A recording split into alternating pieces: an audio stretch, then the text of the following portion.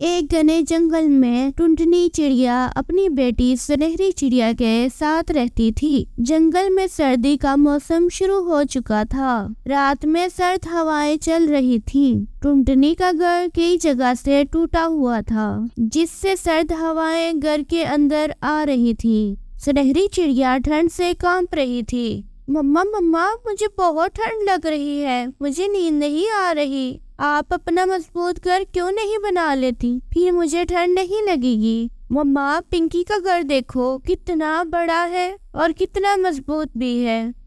वो बता रही थी कि उसके घर में रूम गर्म करने वाला हीटर भी है। मम्मा मम्मा, ये हीटर क्या होता है? आप भी एक हीटर खरीद लें, फिर मैं भी आराम से सोऊंगी। सुनहरी, मेरी बेटी वो बहुत अमीर है, उनके पास बहुत ज्यादा आसाइशें हैं और हम बहुत गरीब हैं। हम उनकी बराबरी नहीं कर सकते। आओ, मैं तुम्हें अपने पंखों की गर्माहट देती हूँ। सुनहरी तो सो गई, अब मैं भी सो जाती हूँ। इसी तरह दिन गुजरने लगते हैं और जंगल में सर्द हवाएं चल रही थी। मम्मा, अपना घर हिल रहा है, कहीं ये टूट गया तो हम ठंड से मर जाएंगे। सुनहरी, ऐसा कुछ नहीं होता, ऐसी बातें नहीं कहते, ये सब तुम्हारे दिल का वहम है। हमारा घोंसला इतना भी कमजोर नहीं है कि जरा सी हवा से टूट जाए। तुम सोने की कोशिश करो बेटा, डरो नहीं, तुम्हारी मम्मा तुम्हारे साथ है। तभी हवा का एक तेज झोंका चलता है और माँ बेटी अपने घोंसले समेत जमीन पे गिर जाती है। मम्मा मम्मा, अपना घर टूट गया, अपना घर टूट गया। मम्मा, आपने तो कहा था ये नहीं टूटेगा। मुझे बहुत ठंड लग रही है मम्मा। तुम परेशान ना हो बेटा, मैं जंगल के पंछियों की मदद करती हूँ तो वो अपने घर में रहने की मुझे जगह जरूर देंगे। टुनटुनी चिड़िया अपनी बेटी को लेकर बंटी कबूतर के घर जाती है। बंटी भैया, इतनी सर्द हवाएं चल रही है, मेरी मदद करो भैया, मुझे अपने घर में रहने के लिए आसरा दे दो। मैं बहुत मजबूर हूँ भैया, मेरी बच्ची ठंड से तड़प रही है। टुनटुनी, तुम जाओ यहाँ से। कबूतर ने टुनटुनी को साफ मना कर दिया। फिर टुनटुनी कालू कौवे की घोंसले की तरफ चली जाती है। कालू भैया, ओ कालू भैया। टुनटुनी, तुम्हें इतनी रात को क्या काम पड़ गया? कालू भैया, मेरा घोंसला टूट गया है, बाहर तेज हवाएं चल रही है, ऐसे में बाहर रहना मुश्किल हो रहा है। मेहरबानी करके अपने घर में मुझे भी थोड़ी जगह दे दो।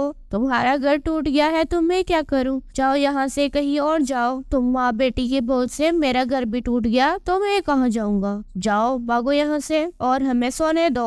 अब मुझे समझ में आया ये पक्षी कितने मतलबी होते हैं। मैं ही पागल थी जो सबकी मदद करती रहती थी। ए खुदा, अब तू ही हमारी मदद कर। ये कहकर टुनटुनी अपनी बच्ची के साथ जंगल के अंदर चली जाती है। अचानक से सुनहरी चिड़िया खुशी से चिल्लाने लगती है। वो देखो, वहाँ कितना बड़ा केले का खेत है और एक घर भी बना हुआ है। चलो वही चलते हैं। टुनटुनी चिड़िया केले के घर का दरवाजा खड़काती है। कोई है? अंदर कोई है? हम मुसीबत के मारे पक्षी हैं, हमें अपने घर में कुछ दिनों के लिए पनाह दे दो।